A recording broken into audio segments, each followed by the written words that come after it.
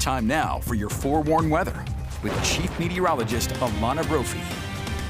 All right, a snowy Halloween across the country, but here closer to home, let's find out what we can expect tomorrow. Thankfully, we're not going to be wet, Alana. Been there, done that, yes. right? Haven't we? We've had snow in Utah before, but this is not going to be one of those years. It looks spooktacular, but we're going to be on the cooler side. Live view right now from Moab. That is such a pretty shot. 47 degrees. You've noticed that it's cooler throughout the state. We had that cold front come through. Northerly flow also promoting the chill in the air. It was frigid to start, and we've warmed things up, but we're still running below average. Dry conditions out there right now, and we'll hold on to those for the holiday. Live view from the ABC4 studios. We're matching Moab in temperature, and you can see the flag moving.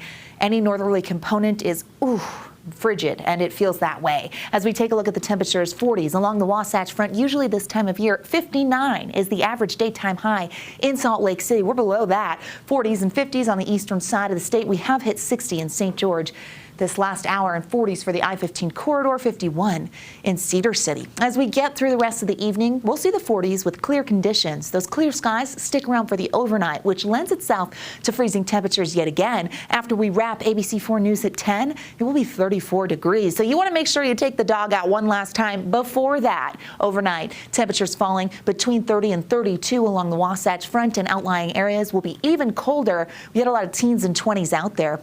Futurecast keeps us quiet, so we have high pressure that is building. We get a little disturbance that will bring a few clouds our way Wednesday into Thursday, but we really don't see any wet weather, and temperatures will continue to warm. It's a gradual warming trend, but we're happy to have it, especially because we've been unseasonably cold for the weekend. The clouds kind of hold steady. Maybe a spotty shower Wednesday is what it's picking up on, but that's likely higher to rain. As we look at wet weather potential, it really doesn't start to increase until we move into the weekend. Friday into Saturday, we get another cold front, and that brings the slight chance of some moisture. We're going to watch it closely. Models don't totally agree on that system, so we'll see how it shakes out. But everyone is excited for Halloween. Big picture shows treats, no tricks. We get that low out of here, and high pressure starts to take over for the holiday. It continues to build as we get through the work week. Now, as we head into the weekend, that front dips in, and we keep our eye on the Pacific Northwest, because that system is going to be a wet system, and if any of it comes towards the Beehive State, that will increase our moisture potential. Okay, what do we usually see in Salt Lake on Halloween? 58 for the high with a low in the 30s. Okay, that's typical. We have a 25% chance of seeing that precipitation.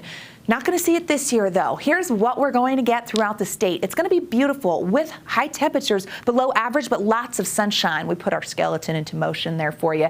Get some sweet dance moves with your regional. 50s for tomorrow, 53, still about 5 to 6 degrees below where we should be. 40s and 50s on the eastern side of the state, and 60s in St. George. As we zoom in, you're able to find your city. 50s in Park City, but overnight lows in the teens and 20s, and again below freezing for the Wasatch Front. So heads up there. Here's a look at what to expect in St. George for the next several days. You're going to notice the 60s and then eventually the 70s.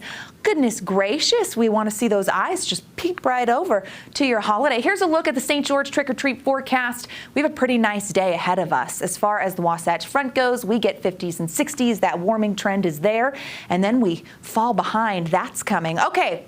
Here's your trick-or-treat forecast. ABC4 Graveyard, there it is. Ay, ay, ay. Is it already here as we close out October? Those skeletons start to wave.